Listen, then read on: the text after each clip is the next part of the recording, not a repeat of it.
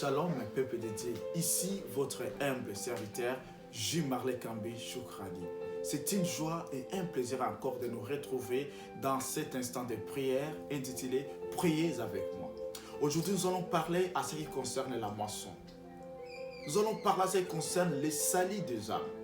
Dans l'évangile de Luc, le chapitre 10, le verset 2, la Bible nous dit ceci, que la moisson est abondante, mais les ouvriers sont peu, où il y a peu d'ouvriers.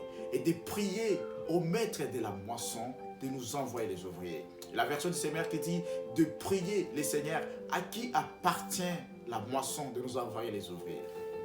Dans cet évangile, nous voyons que Jésus-Christ vient d'envoyer 72 disciples, après avoir envoyé 12, comme nous le voyons au chapitre 9, en vue d'une mission précise. Une mission qui consiste dans les salis des âmes. Dans les salis des âmes, où nous voyons où il y a une mission, mais également les actions en vue de 4 à 5 choses. En vue de la délivrance, de la libération, de l'affranchissement de ceux qui sont captifs, de la rédemption, mais également en vue d'apporter un salut qui soit définitif. Comme nous le voyons avec l'apôtre Pierre dans Actes des Apôtres chapitre 2, pendant la période de la Pentecôte, où il a parlé, il avait gagné la moisson de plus de 3000 âmes qui sont venues pour le Seigneur.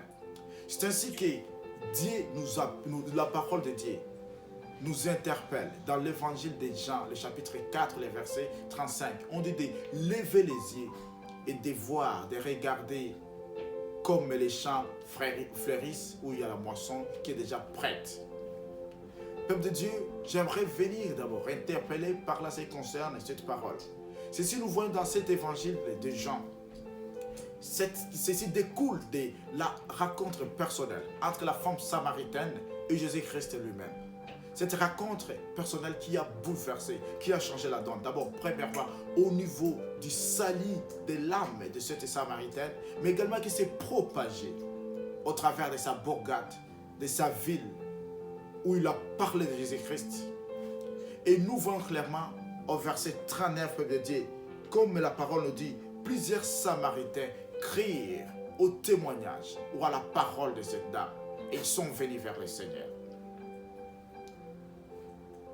Lorsque nous parlons du salut, lorsque nous parlons de la moisson, il s'agit d'un devoir, d'une responsabilité de tout un chacun, à celui qui a été racheté par le sang de l'agneau, de propager la bonne nouvelle. C'est-à-dire que Jésus-Christ est toujours dans Jean 34, on dit que ma nourriture, c'est de faire la volonté du Père et d'accomplir son œuvre.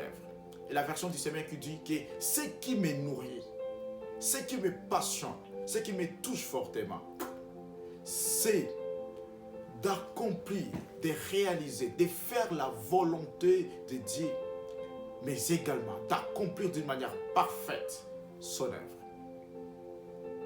Depuis que vous êtes dans cette situation comme cette femme samaritaine, depuis votre rencontre personnelle avec Jésus-Christ, combien d'âmes avez-vous gagné pour le royaume?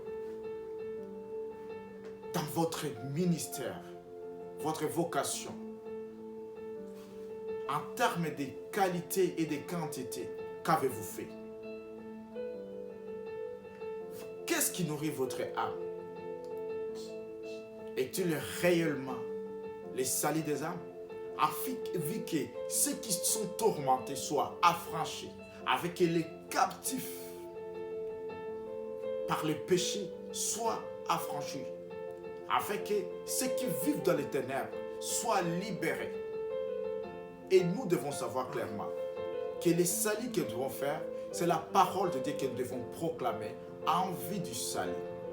La parole de Dieu que nous devons proclamer en vue que les peuples soient délivrés. Et le salut des âmes, c'est la parole que nous devons planter dans les cœurs des gens. Ces cœurs qui doivent d'abord, premièrement, être défrichés en vue que la parole, la sémence que nous allons planter, cette parole qui est une sémence incorruptible pour la vie éternelle, puisse se manifester dans la vie de tout un chacun. C'est ainsi que je vous prie. Pendant ce temps, que nous ne puissions pas juste contempler la Pentecôte, mais que nous puissions gagner les âmes pour le royaume de Dieu. Que nous puissions réaliser, accomplir ce qui est mieux, ce qui est nécessaire, afin que Christ soit glorifié. C'est ce que je veux prier en vie pour ceux qui sont déjà dans l'œuvre. Ceux qui se croient comme ils sont faibles, qui ne peuvent rien faire, en vue de gagner les âmes pour le Seigneur. Que Dieu nous aide, que Dieu nous accorde sa force, que le Saint-Esprit puisse nous toucher, que le Saint-Esprit puisse nous illuminer, puisse descendre dans nos cœurs et dans nos vies, afin que nous puissions également parler à la manière de l'apôtre Pierre, parler à la manière de 112 qui étaient dans la chambre haute, parler à la manière des autres disciples et de propager la bonne nouvelle, de gagner les âmes, d'apporter le message et de faire les actions de délivrance, de la libération, d'affranchissement de ceux qui sont captifs. C'est ainsi que je vous invite, peuple de Dieu, serviteurs de Dieu, de prier avec moi. Père, nous venons dans ta présence pendant ces temps, ces moments. Nous venons t'élever au éternel Dieu de gloire, de grâce, Père. Faibles que nous sommes, nous venons t'appeler. Appeler ta puissance au Saint-Esprit.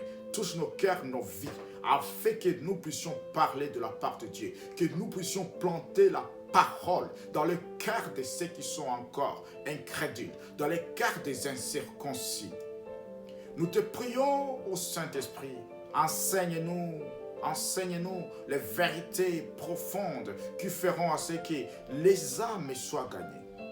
Je prie, Père, pour ceux qui sont déjà dans l'œuvre, de les donner la force, de les donner la puissance, de les donner la conscience, l'envie, la soif, Père, afin qu'ils accomplissent ta volonté. Afin que, Père, qu'ils fassent, qu'ils agissent, qu'ils travaillent pour l'œuvre du salut, l'œuvre du rachat, l'œuvre, Père, de délivrance, l'œuvre, Père, de libérer ceux qui sont captifs.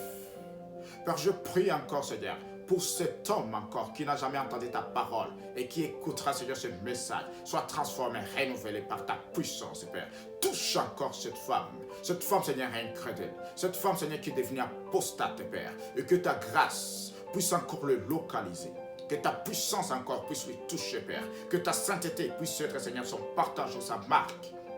Et qu'elle puisse encore, Seigneur, à retour, parler, proclamer, comme cette femme samaritaine, Père, qui est partie dans son village, qui est partie dans sa bourgade, Père. Appeler les gens, Seigneur, dire, Seigneur, propager les messages du salut. Père, donne-nous la soif de te servir. Donne-nous la soif, Seigneur, de te servir, Père. Donne-nous la soif, Seigneur, de gagner les âmes, Seigneur, de moissonner en vie de ton royaume éternel, de défricher les cœurs, de planter la sémence incorruptible, Seigneur, pour la vie éternelle, d'apporter ces gens, Seigneur, vers toi, afin que toi-même, tu puisses te manifester puissamment, d'une manière profonde, d'une manière grande, d'une manière sincère, Père. Oh, Tout-Puissant, Père, nous venons devant toi pendant ces temps, ces moments, Seigneur. Nous venons t'invoquer, Père. Nous venons te demander, Seigneur. Je vais te demander, Seigneur, en vie, Seigneur, de cet homme, Seigneur, incrédule, de cet homme incroyable, de cet homme, Seigneur, qui ne veut pas attendre ta parole. Père, je déverse la puissance du Saint-Esprit dans sa vie. À ces moments, Père, que toi-même, tu prennes possession de sa vie. Que toi-même, tu te manifestes dans sa vie. Que toi-même, Père, tu touches son âme, tu touches son cœur, Père. Je déverse encore la puissance, l'autorité du Saint-Esprit dans sa vie, Père. Oh Seigneur Jésus, manifeste-toi dans sa vie. Manifeste-toi dans son parcours. Manifeste-toi sur son chemin, Père. Et je prie, Père, que tu mettes sur son chemin encore, Seigneur, les ouvriers dignes, les ouvriers qui propagent ta parole. Et ceux qui sont déjà dans l'œuvre, Père, je vais te les confier entre tes mains ce temps, Père. Accorde la puissance, Seigneur. Que le feu, la puissance de la Pentecôte descende dans leur cœur, puisse les embraser, Père, afin qu'ils puissent proclamer au travers des langues de feu, au travers des langues de puissance, Père. Je viens encore te demander, Seigneur Jésus-Christ, Père, toi qui es le maître de la moisson, accorde-nous la puissance, Père. Accorde-nous l'autorité, afin que, Père, toute âme soit soumise sur ta parole, soit soumise à ta volonté, soumise, Seigneur, à ce message d'évangélisation, Seigneur Jésus-Christ. Père, je prie, tout-puissant, Seigneur. Oh Dieu de gloire, Seigneur, accorde-nous encore le cœur d'humilité, que nous ne puissions pas, Seigneur, prendre, prêcher, évangéliser ceux qui sont dans d'autres églises, mais évangéliser, Seigneur, ces gens qui ne t'ont jamais entendu, qui ne savaient rien de toi. Car la foi vient de ce que l'on entend. Et ce que l'on entend, Père, vient de ta parole. Ainsi qu'il est dans ta parole, Seigneur, comment ces gens sauront, Seigneur, s'ils n'entendent pas. Et s'ils entendent, Seigneur, Comment est-ce que, Seigneur, ils vont se rapprocher de toi si tu n'as pas déjà? C'est pour cela que je prie, Père. Je prie pour les ouvriers. Je prie, Seigneur, pour les ouvriers de la moisson. Je prie pour les gagnants d'âme. Je prie, Seigneur, je prie pour un Père, que ta puissance les élimine, que ta puissance les saisisse, Père, et que ta grâce, Père, puisse les toucher. Oh